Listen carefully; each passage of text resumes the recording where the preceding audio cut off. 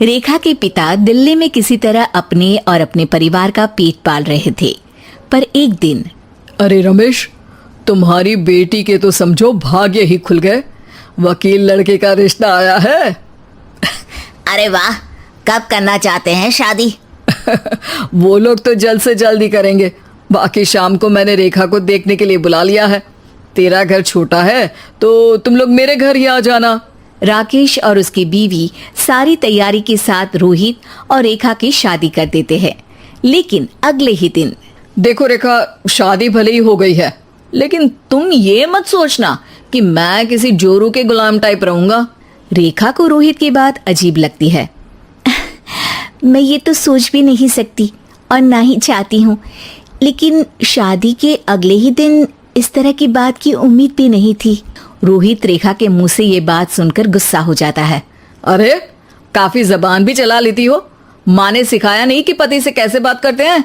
रेखा अब चुप रहने में ही भलाई समझती है। रेखा, जल्दी से नाश्ता तैयार कर लो। आज पहला दिन है, सारे काम तुम्हें समझा दूंगी। ये नौकरानी है जो तुम्हें बता देगी कि कैसे कैसे क्या करना है। फिर इसकी कल से छुट्टी है। रेखा भी ससुराल में जी जान लगाकर काम करने लगती है। खाली समय मिलता तो पति के वकालत की किताब उठाकर पढ़ने लगती। ये क्या, जब देखो तब पढ़ती रहती है। अच्छा सुन, कल पिता के घर से 20,000 रुपये लेकर आना। मेरे छोटे बेटे की फीस भरनी है।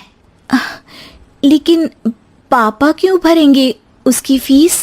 अरे वाह जी वाह, पापा क्यों भरेंगे? तो ये बता, हम क्यों रखेंगे तुझे यहाँ? क्यों खाना देंगे फ्री में? अरे, क्योंकि मैं बहू हूँ इस घर की। तभी वहाँ रोहित आ जाता है। अरे वाह, बड़ी जबान चला रही हो। चुपचाप माँ जो कह रही है वैसा कर, वरना सामान उठा और जा अपनी झोपड़ी में। बेचारी रेखा क्या करती, पिता के घर जाती है, उनको सारा हाल बताती है। पिता भी जैसे तैसे पैसों का इंतजाम कर बेटी को ससुराल के लिए विदा करते हैं। देखा, अब कहाँ से आए पैसे? अरे बहुत माल है तुम लोगों के पास, बस सीधी उंगली से निकालते नहीं। नहीं माँ, पापा ने अपनी मोटरसाइकिल बेचकर पैसों का इंतजाम किया है। पता नहीं अब वो ऑफिस कैसे जाएंगे। अरे वाह भाई, ये भी हम सोचे। खैर, जैसे तैसे दिन बीतते हैं। रेखा जहाँ एक प्यारे से बेटे की माँ बनती है, तो वहीं उसका वकालत की किताब में ज्ञान और गहराता जाता है। हे भगवान, बुरे फंसे। ये केस तो लगता है कि मैं हार ही जाऊंगा। देखिए, मैंने आपकी इस केस की फाइल पढ़ी थी। इस केस को जीतना बहुत ही आसान है। वाह भाई वाह, यहाँ वकालत की डिग्री लेकर भी मैं समझ नहीं पा रहा हूँ, और तुमने रोटी बनाते बनाते ही केस समझ लिया। अरे जाओ जाओ, जाकर मुन्ने को संभालो। केस मैं संभालूंगा। ए लड़की सुन, जाकर अपने बाप के यहाँ से 3 लाख लेकर आ। पूरा घर फिर से बनाना है। छोटे की शादी करूंगी तो छोटी बहू को कहाँ रखूंगी? पूरा घर तो तूने घेर रखा है। ऐसा मत बोलिए माँ जी, पापा इतना पैसा कहाँ से लाएंगे? अब तो वो रिटायर भी हो गए हैं। हाँ, तभी तो बोल रही हूँ, रिटायरमेंट के पैसे तो मिले होंगे ना। लेकिन वो अगर आपको दे देंगे तो बुढ़ापा कैसे काटेंगे? रोहित रेखा की बात सुनकर गुस्सा हो जाता है। ए सुन, चल अपना सामान उठा, अपना बच्चा उठा और निकल यहाँ से। रेखा के लाख आग्रह के बाद भी रोहित और उसकी सास उसे घर में नहीं रखते। पापा, मैं तलाक चाहती हूँ। बेटा, मेरे पास वकील के पैसे नहीं है। पापा, आप मुझे वकालत करवा दीजिए, अपना केस मैं खुद लड़ूंगी।